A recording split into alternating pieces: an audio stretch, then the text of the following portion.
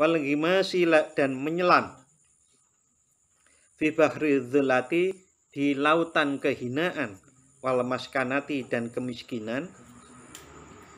Miskin, hina itu jangan dimaknai sebagai koyo wong nang dalan, orang gila itu hina. Bukan itu.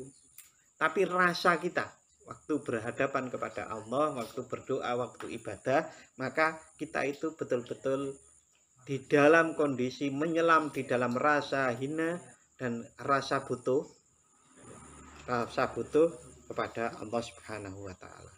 Contoh ya, dalam prakteknya saat Anda beristighfar seperti tadi, apa yang Anda rasakan?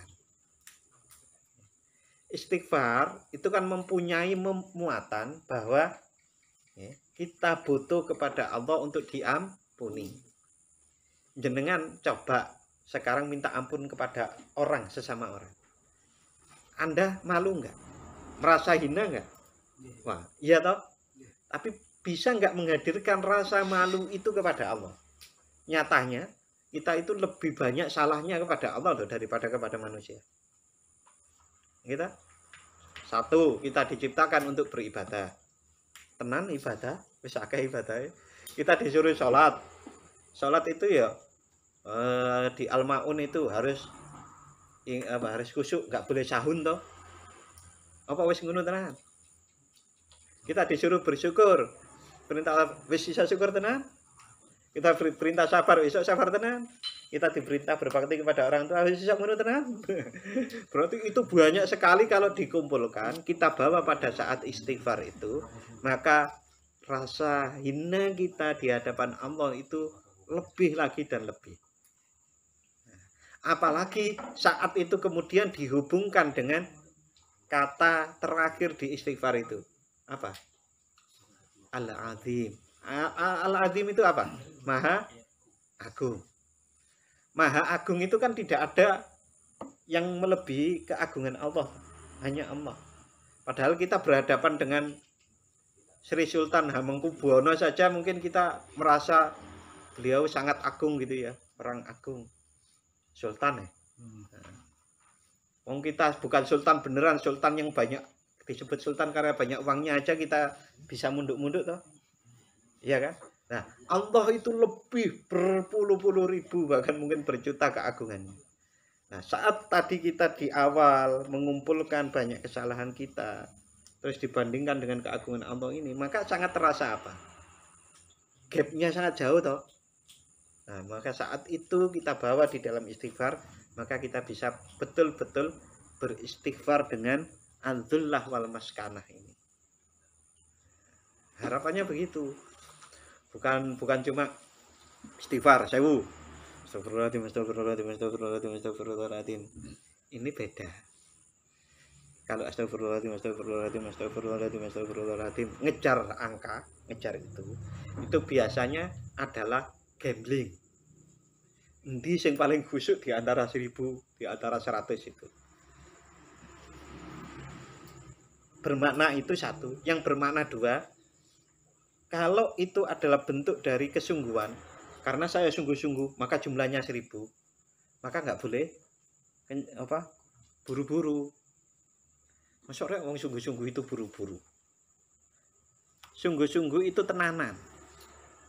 Tenanan itu waktu ya dinikmati. Wong kita itu baina yadailah di hadapan Allah. Nah, kita kan nggak pernah nggak di hadapan Allah, toh. Tinggal sadar atau enggak kan gitu. Saat seperti itu, maka kita itu wiritan ojo buru-buru. Walaupun buru-buru itu nanti ada juga manfaatnya, tapi itu mbok menawa di antara 1000 itu ada yang diterima kan gitu. Tapi sebetulnya bukan itu. Yang dicari adalah yang tertinggi adalah kesadaran. Bukan trans. Ada juga ya, contoh trans ya, contoh trans dalam berzikir. Itu tariannya Jalaluddin Ar-Rumi. Itu trans. Sisi sini ada kesadaran, sadar. Sini ada trans. Mungkin trans di sini. Nah, ini agak itu ya. variasinya banyak. Apa itu bisa diterima oleh Allah? Ya enggak tahu, Allah, terserah Allah. Tapi orang itu yang pertama sungguh-sungguh dan niatnya. Engko nek salah, insya Allah Allah akan menunjukkan jalan bahwa itu salah dan Anda harus cari benar. Kebenarannya akan dilihat. Ya.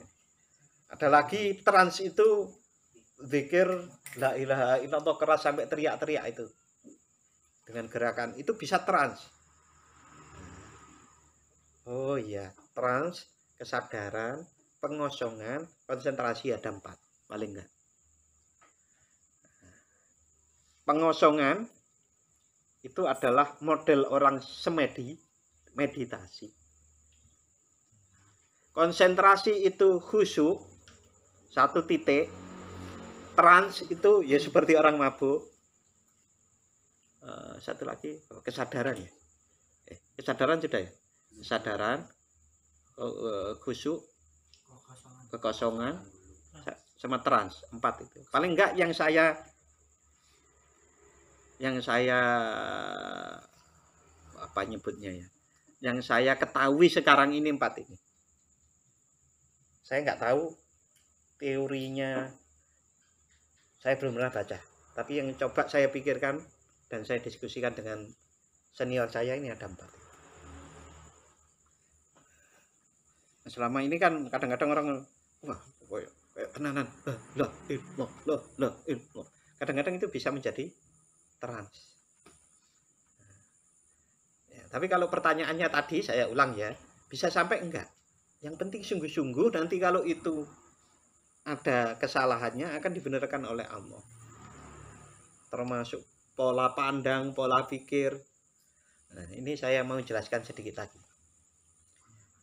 Kita kan mengenal adanya tiga ranah ya, ada kognitif, afektif, dan psikomotorik.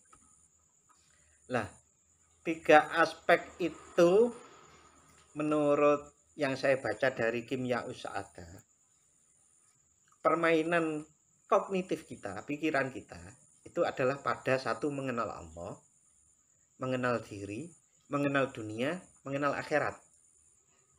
Jadi apa sih?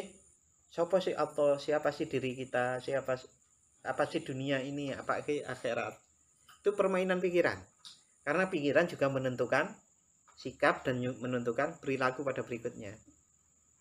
Nah, maka seperti sosialisasi vaksin, maka dipengaruhi vaksin itu baik dan macam-macam itu ya agar orang mau vaksin. Sama kalau kita itu mengenal dengan pikiran kita, olah logika kita terhadap siapa diri kita, siapa Allah, apa sih dunia ini, apa sih akhirat. Nah, itu nanti akan mengarah kepada peningkatan keimanan. Nah, yang kedua, di ranah afeksinya itu yang kita kenal dengan tobakotun nafas. Ada nafsu amaro, lawama, mulhima, mutmainnah, rodiyah, mardiyah, dan kamilah. Nah, itu ada 7. Itu dasarnya Al-Quran semua. Sudah pernah saya coba cari ayat-ayat Al-Qurannya dan ketemu. Nah, di sisi psikomotoriknya itu di dalam Al-Quran termasuk di surat Al-Waqiah itu ada 3 golongan, yaitu Al-Muqarrabun, Ashabul Yamin, dan Ashabus Shimal.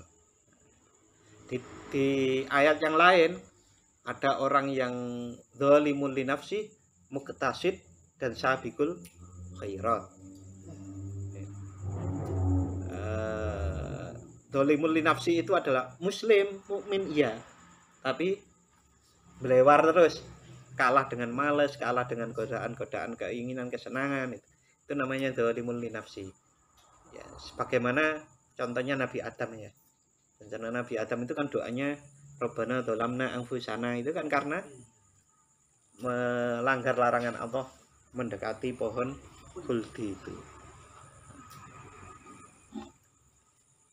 Yang muktasid itu ya berperilaku muslim, mukmin, tapi Tapi masih ada yang di atasnya itu yang disebut sabiqul khairat, itu orang-orang yang berlomba-lomba menuju Allah. Menuju Allah itu lomba-lomba. Cara gampangannya ini wajib ditambahi sunah-sunai. Gampangannya begitu. Puasa Ramadan wajib tambah sunnah. Apa sunnah? Senin, Kamis. Ya pokoknya yang disebut sunnah. Sholat juga begitulah. Tapi semua harus berpondasi pada yang tadi, kesungguhan dan lillahi ta'ala. Nah, kalau 3 itu umpamanya dipelajari, ya nanti akan bisa menghikmati seperti ini, menyelam dalam bahrudullah, lautan kehinaan maupun lautan kemiskinan di depan Allah. Nanti ada orang bilang wancane tasawuf itu akhirnya ngajak mundur kan begitu kan. Ya kalau salah paham. Jangan dipisahin, jangan dipisah begini. Maksudnya Allah itu memerintahkan kita untuk berikhtiar. Allah memerintahkan kita berusaha. Allah memerintahkan kita untuk bekerja dan yang lain-lain. Umpamanya ya, Allah memerintah kita bekerja itu, hai bekerjalah seadanya, apa begitu? Enggak kan? Enggak. Ya bekerjalah dalam rangka mensyukuri kehidupan yang diberikan oleh Allah. Itu dalilnya Nabi Daud, insya Allah. Cerita Nabi Daud itu, the king of Daud itu kan, ya, orang Barat menyebut the king of Daud. Tapi kalau kita ya Nabi. Karena Daud itu ada orang non muslim ada yang menganggap bukan nabi, tapi ya the king itu raja. Nah, Nabi Daud itu sudah kaya, tapi tetap diminta bekerja oleh Allah. Bekerjalah untuk bersyukur.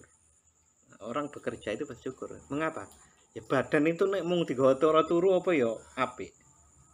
Ya, cara mensyukurinya ya dengan bergerak, dengan bekerja. Nah, saat seperti itu orang kan bisa menjadi rezekinya banyak. Rezeki banyak, duit banyak ini bisa enggak tetap di hadapan Allah itu adalah nyilam. Nyilam itu tenggelam di dalam bahrudullah wal maskanah. Lautan kehinaan dan lautan kebutuhan, lautan fakir di hadapan Allah. Tapi bukan ngaku-ngaku ya, tenanan begitu.